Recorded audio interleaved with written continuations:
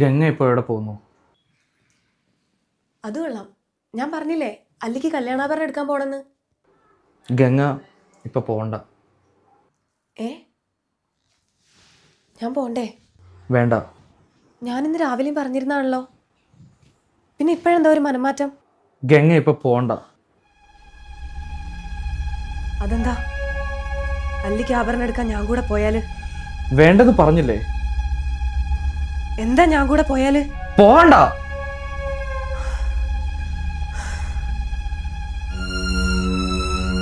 വിടമാട്ടെ, വിടമാട്ടെ.